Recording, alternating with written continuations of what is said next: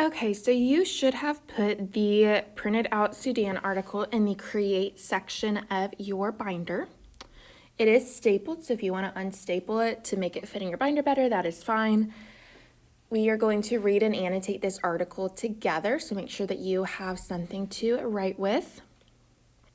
Now, as we are going through this article, if you need to pause this video at any point so that you can be caught up, that is completely fine. Just know that at the end of your article, after reading everything, you should have all the same annotations that I have.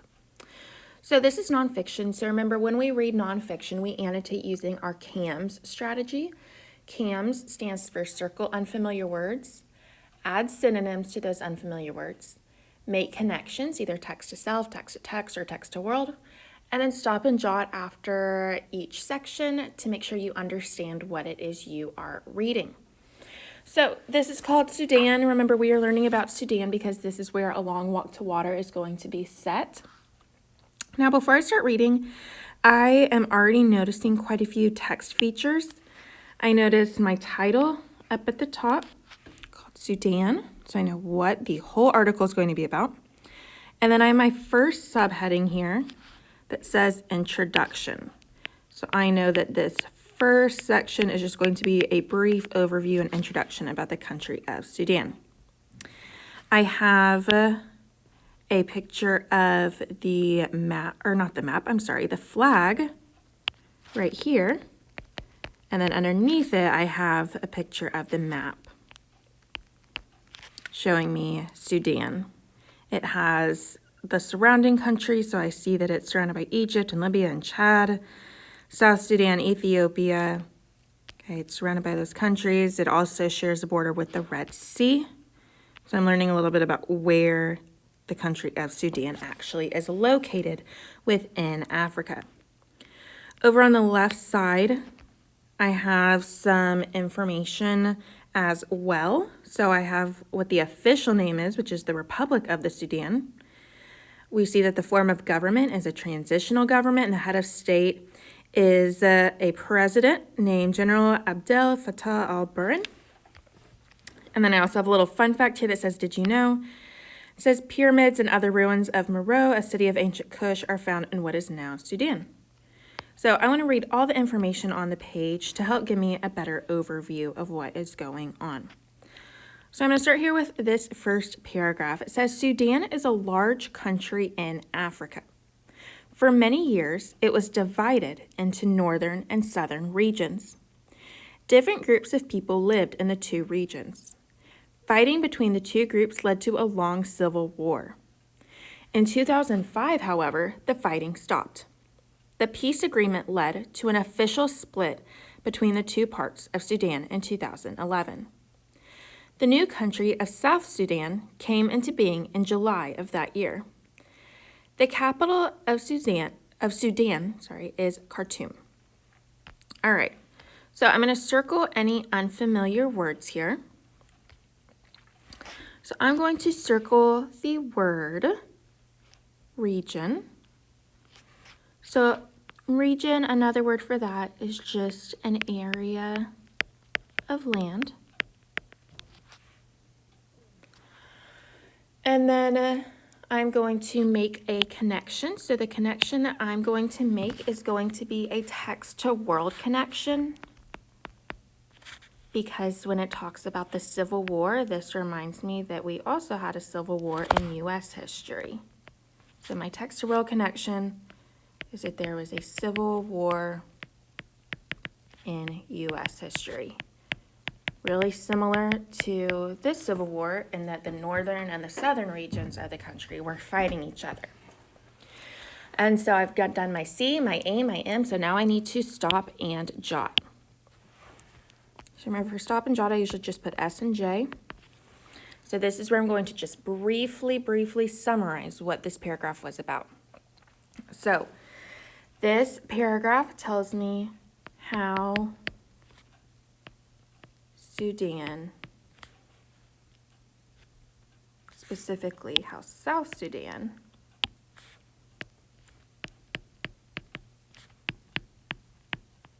began. All right, so I'm going to keep reading now. My next section has a subheading called geography. So the word geography means the location of something, where a country is located. So it says Sudan covers a large area in northeastern Africa. So actually, if you look at the map, if you zoom into just that little tiny part in the bottom right corner, that's showing us the northeast section of Africa.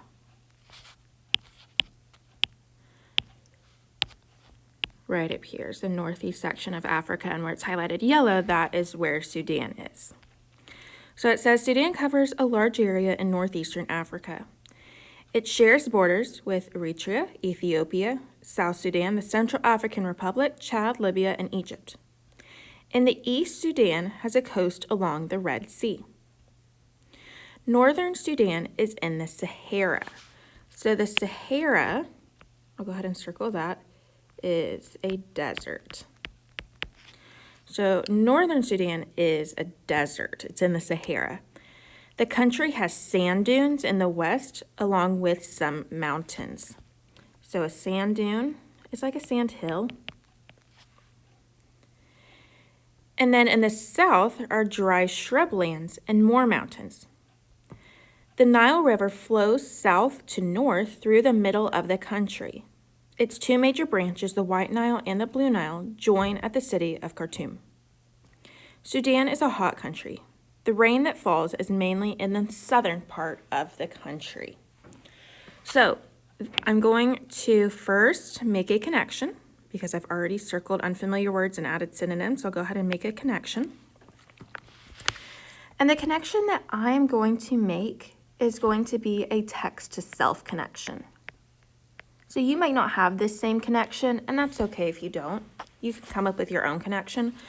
But my text-to-self connection is with these sand dunes.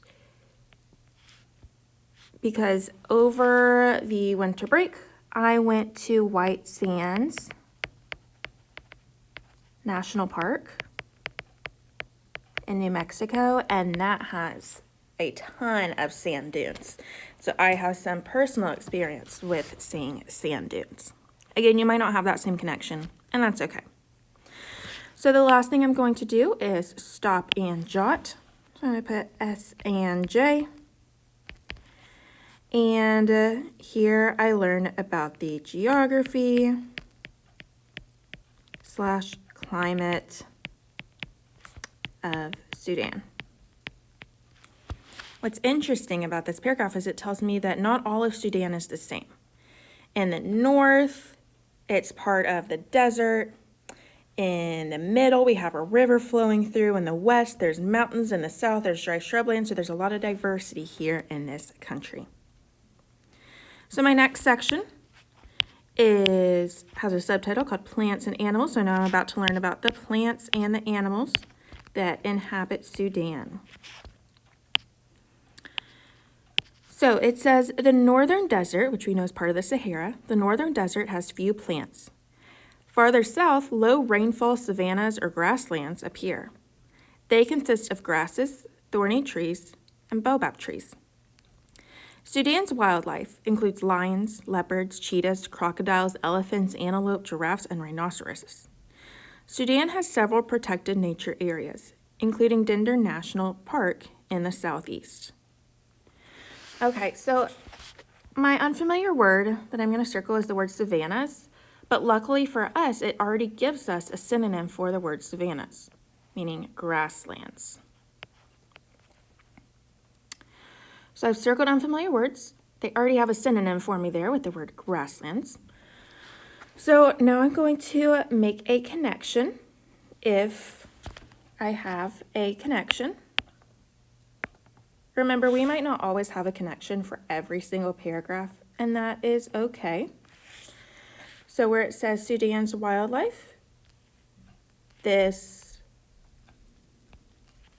reminds me of a text-to-world connection because I learned about African safaris that people can go on. So I'm going to now stop and jot.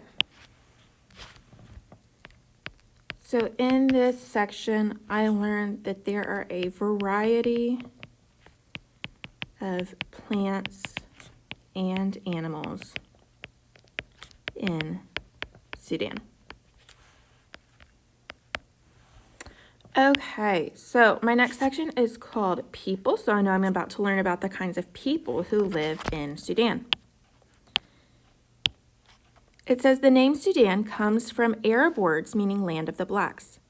However, most of Sudan's people are Arabs. They follow Islam. Black Africans live in the south. They follow Christianity or traditional African religions. Arabic and English are common languages, but Sudan's people speak many other languages. Most people live in the countryside. Okay, so I've learned specifically about the religion, about the language, and then where people live. I don't really have any unfamiliar words to circle, so I'm going to skip over that. I also don't necessarily have a connection to make, but if you have a connection to make, you can write that down. I am going to still stop and jot because we learn about the religion, languages, and locations of Sudan's people.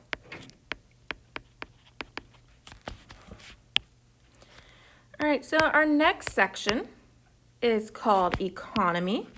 So economy is talking about money / business. That's what we mean by the word economy. So it says most of Sudan's people work as farmers. The land between the two branches of the Nile is the country's main growing region. Farmers grow sorghum, millet, sugarcane, peanuts, sesame seeds, cotton, and other crops. They raise sheep, goats, cattle, and camels.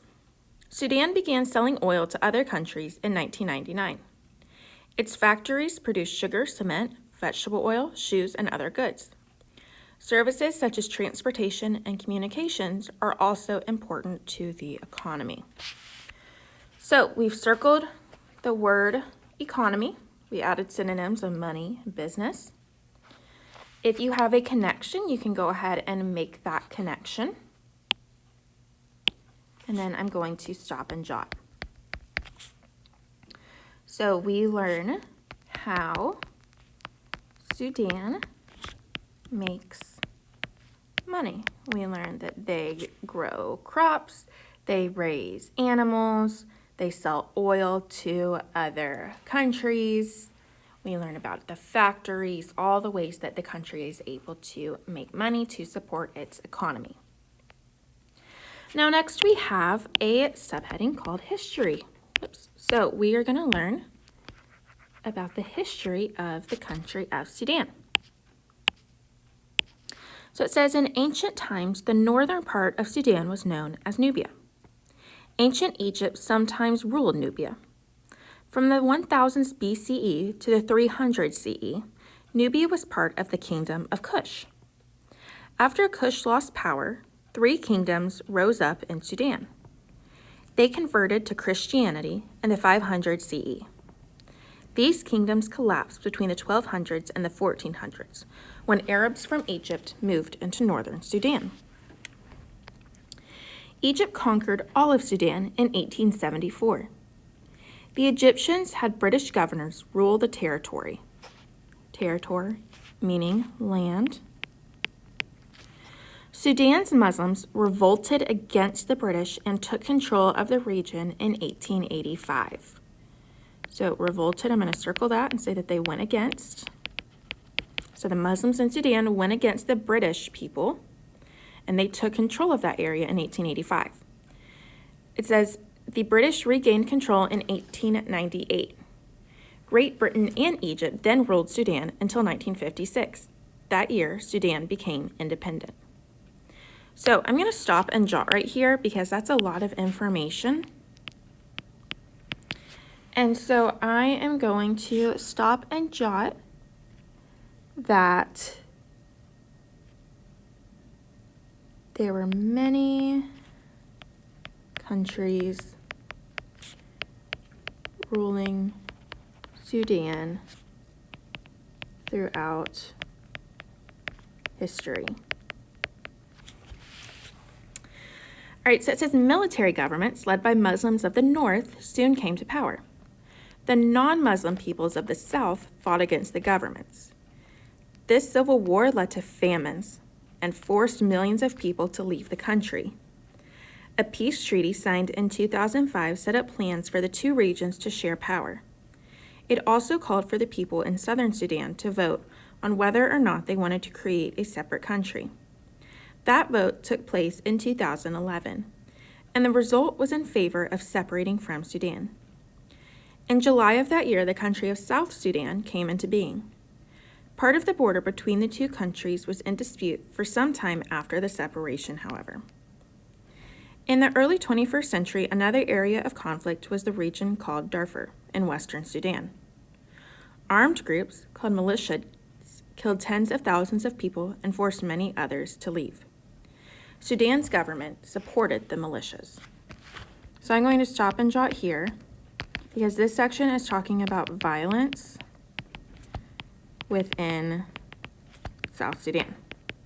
They had the civil war and they also had militias coming in and forcing people out and killing tens of thousands of people. So we learn about some of the violence that has been going on in this country. We also see a photograph here giving us a little bit more of a picture of what things look like. All right, so you should have your article in the Create section of your binder. You should have it annotated, just like I do. And you can go ahead and move on to today's Create.